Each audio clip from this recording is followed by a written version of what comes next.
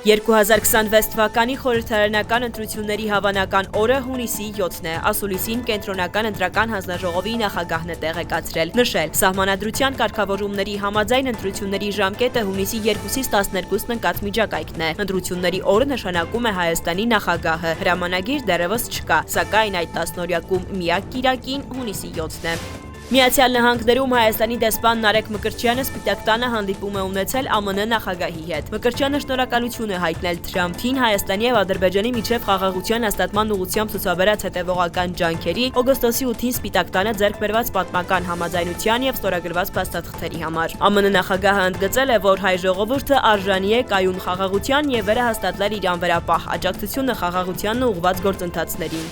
2025-ին Հայաստանը դիվանագիտական հարաբերություններ է հաստատել 3 երկրի հետ՝ Սողոմոնի կղզիներ, Պակիստան, Լեսոթո։ Տարին ամփոփելով հիշեցրել են արտգործնախարարությունից։ Այսպիսով Հայաստանը դիվանագիտական հարաբերություններ ունի 186 երկրի հետ։ 2025-ին նաև Հայաստանի նոր ռեզիդենտ դեսպանություններ են հիմնվել Կիպրոսում, Հունգարիայում, Օմանում։ Բացի Ադրբեջանի տարածքով Հայաստան հացահատիկի մատակարարումներից Ռուսաստանը քննարկում է պարարտանյութեր մատակարարելու հնարավորությունը։ Նաև ուսումնասիրվում է հետադարձ բեռնափոխադրումների կազմակերպման հնարավորությունը։ Ռուսաստանի փոխվարչապետի հայտարարությունն է։